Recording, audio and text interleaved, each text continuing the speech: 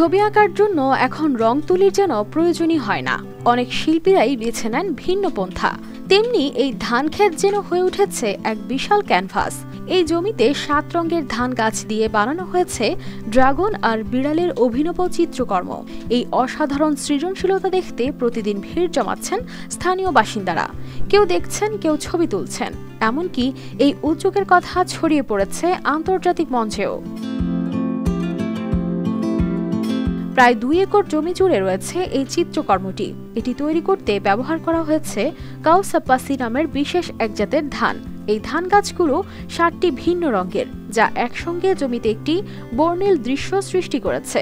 Dragon চিত্রটিকে শক্তি আর সাহসের প্রতীক হিসেবে ধরা হয়, আর বিড়ালটি বোঝায় মমতা ও স্থিতিশীলতা।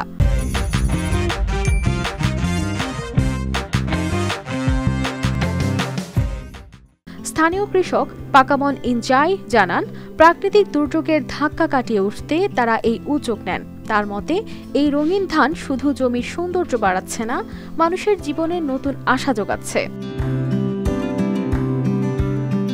বন্যায় বিধ্বস্ত চিয়াং রাইয়ের মানুষদের জন্য এটি শুধু একটি ধান ক্ষেত নয়, বরং প্রতীকী অর্থেও গুরুত্বপূর্ণ।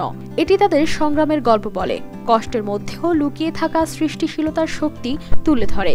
এখানকার দৃশ্য যেন প্রকৃতির সঙ্গে মানুষের এক অভিনব মেলবন্ধনের উদাহরণ। সূর্যের আলো যখন এই রঙিন ধান ক্ষেতের উপর পড়ে, তখন তা এক অদ্ভুত ঝলকানি সৃষ্টি করে। আকাশ থেকে দেখা যায় যেন একটি জীবন্ত চিত্রকর্ম। এই দৃশ্য কেবল স্থানীয়দের মনোমুগ্ধ করে না, দূর দূরান্ত থেকে পর্যটকরাও এটি দেখতে আসেন। এই প্রকল্পে কাজ করা শ্রমিকরা গর্বের সঙ্গে বলছেন, তাদের এই উদ্যোগে মানুষ আনন্দ পাচ্ছেন, আর তারা নিজেদের সংস্কৃতি ও ঐতিহ্যকে বিশ্বমঞ্চে তুলে ধরতে পেরেছেন। পাকামন ইনজাই বলেন, ধানক্ষেতটি শুধু তাদের চাষের জন্য নয়, এটি তাদের জীবনের সংগ্রামের এক রঙিন প্রতিচ্ছবি।